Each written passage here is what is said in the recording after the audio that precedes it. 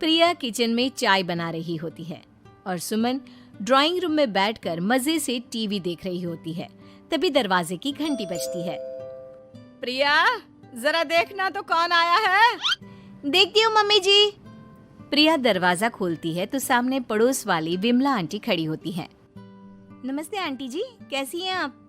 मैं तो बिल्कुल ठीक हूँ बेटा, पर तेरी सास को क्या हुआ है? आजकल कहीं दिखती ही नहीं है। जब देखो तब टीवी के आगे जमी रहती है। अंदर तो आइए आंटी।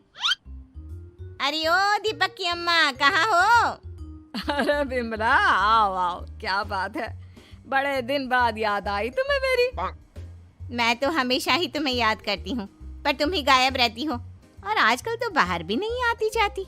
तबीयत तो ठीक है ना तुम्हारी? अरे तबीयत को क्या होना है, इस उम्र में तो कुछ ना कुछ लगा ही रहता है। मेरी छोड़ो, तुम ये बताओ कि क्या चल रहा है गली मोहल्ले में। तुम गली मोहल्ले की छोड़ो, चल तो तुम्हारे पड़ोस में रहा है। तुम्हारी नई सहेली आई है। मेरी कौन सी नई सहेली? मैं तो यहाँ बस तुमसे बातचीत कर लेती हूँ या फिर बाजू वाली शर्मा की बहू से दो चार बातें कर लेती हूँ। इसीलिए तो कहा कि तेरी नई सहेली आई है। अब कोई पड़ोस में आया है तो बात तो होनी ही है। कम से कम इसी बहाने हमारा भी एक ग्रुप बन जाएगा। फिर सब मिलकर अपनी बहुओं की शिकायतें किया करेंगे। दोनों हंसने लगते हैं। तभी प्रिया चाय लेकर आती है और सामने टेबल पर रख देती है। दोनों चाय पीती हैं और बातें करते हैं। चलो मैं चलती हूँ, अब कल मिलते हैं। राम राम। अगले दिन प्रिया किचन में कुछ काम कर रही होती है और सुमन आराम से सोफे पर बैठकर मटर छिल रही होती है। तभी डोरबेल बजती है। प्रिया दरवाजा खोलती है तो सामने उनकी नई पड़ोसन खड़ी होती है। जी, आप कौन? मैंने पहचाना नहीं। नमस्ते बेटा, मैं शारदा, आपके बगल वाले घर में अभी 2-4 दिन पहले ही शिफ्ट हुए हैं। ओह अच्छा। नमस्ते आंटी, अंदर आइए ना आप। देखिए तो मम्मी जी, आज कौन आया है। इतना कहकर प्रिया किचन में चाय बनाने चली जाती है। नई पड़ोसन को घर पे देखकर सुमन थोड़ा हैरान हो जाती है। नमस्ते बहन जी, मैं शारदा, आपकी नई पड़ोसन। अच्छा, आप हैं हमारी नई पड़ोसन। आइए आइए, और बताइए कैसी हैं आप? जी बिल्कुल ठीक हूँ। वो दरअसल घर पर छोटी सी पूजा रखवाई थी, बस उसी का प्रसाद देने चली आई। सोचा इसी बहाने नए पड़ोसियों से भी मुलाकात हो जाएगी। ये तो बहुत अच्छा सोचा आपने। सुमन प्रिया को आवाज लगाती है। अरे ओ बहू, जरा चाय पानी का तो आके पूछ लो। ये आजकल की बहुएं भी ना, जब तक बोलो नहीं तब तक कुछ नहीं करेंगी। आई मम्मी जी। प्रिया चाय लेकर आती है। दोनों बैठकर चाय पीती हैं और खूब सारी बातें करती हैं। अच्छा बहन जी, अब मैं चलती हूँ, फिर मिलते हैं। अब तो आना जाना लगा ही रहेगा। शारदा के जाने के बाद प्रिया किचन से बाहर आती है। क्या बात है मम्मी जी, आप दोनों को देखकर तो लगा ही नहीं कि पहली बार मिल रही हो।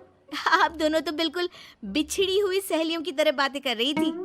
अरे जब दो औरतें मिल जाती है ना, तो बातें अपने आप ही निकल आती है।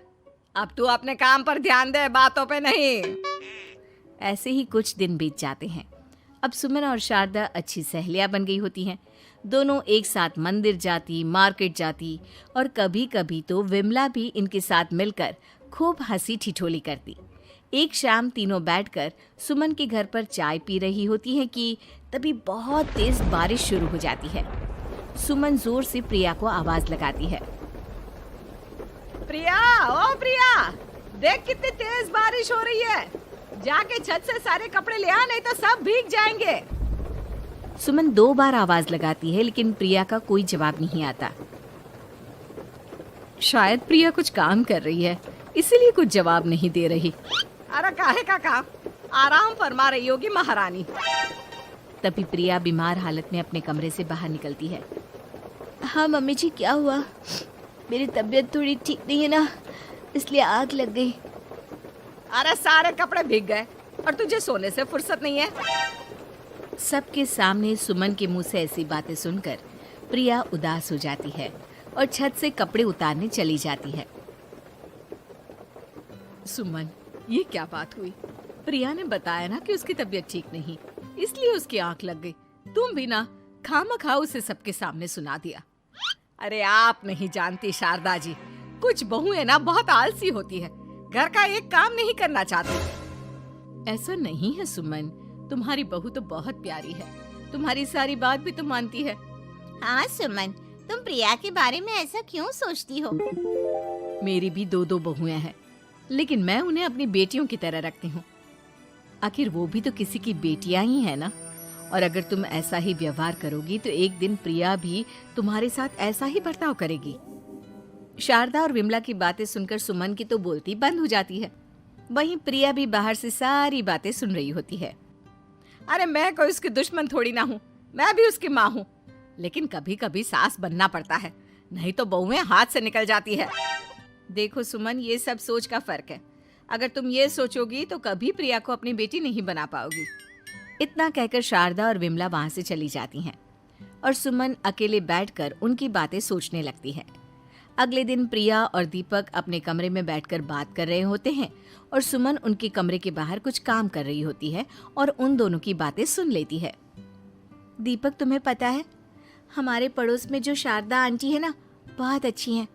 अच्छा, ऐसा क्या हो गया जो तुम्हें वो इतनी अच्छी लगने लग गई? कुछ खास नहीं, बस कल जब मम्मी जी मुझे सबके सामने सुना रही थी तो शारदा आंटी ने मेरा साथ दिया। मैं तो सच में हैरान ही रह गई थी जब उन्होंने मम्मी जी को मुझसे ऐसा बर्ताव करने के लिए मना किया। अच्छा, फिर क्या हुआ? होना क्या था, शारदा आंटी तो मम्मी जी को समझा ही रही थी कि बहू को भी बेटी की तरह ही रखना चाहिए, लेकिन मम्मी जी तो मम्मी जी है ना, उन्हें तो मुझ में हमेशा कमी ही दिखती है। काश मुझे भी शारदा आंटी जैसी सास मिली होती जो मुझे भी अपनी बेटी जैसी समझती। सुमन ये सब सुनकर बहुत उदास हो जाती है और वहां से चली जाती है। प्रिया की बातें सुमन के कानों में बार बार गूंज रही थी। उसे बहुत शर्मिंदगी महसूस हो रही थी कि उसने प्रिया के साथ बहुत गलत किया है। अगले दिन सुमन शारदा और विमला को बुलाती है। क्या बात है सुमन, आज तूने ऐसे अचानक क्यों बुलाया? सब ठीक तो है ना? हाँ हाँ, सब ठीक है, तुम दोनों बैठो तो सही। तब तक दीपक और उसके पापा भी आ जाते हैं। प्रिया, तुम भी आ जाओ। क्या हुआ मम्मी जी, आपने बुलाया? हाँ प्रिया बेटा, मैं आज सबके सामने तुमसे माफी मांगना चाहती हूँ। मैंने आज तक तुम्हारे साथ बहुत बुरा व्यवहार किया है, लेकिन तुमने कभी भी मेरे साथ बुरा बर्ताव नहीं किया। मुझे अपनी गलती का एहसास हो गया है, हो सके तो मुझे माफ कर देना। प्रिया अपनी सास की बातें सुनकर हैरान हो जाती है। उसकी आंखों में आंसू आ जाते हैं। प्लीज मम्मी जी, आप मुझसे माफी मत मांगिए, मैं भी आपकी बेटी ही हूँ। वैसे एक थैंक यू तो मेरी नई सहेली को भी बनता है, जिसकी वजह से मुझे मेरी गलती का एहसास हुआ। शारदा बहन, आपका बहुत बहुत शुक्रिया जो आपने मेरी आंखें खोल दी। अरे क्या सुमन, तुम भी ना। तो फिर इसी बात पर चाय और पकोड़े हो जाए? हाँ हाँ, क्यों नहीं।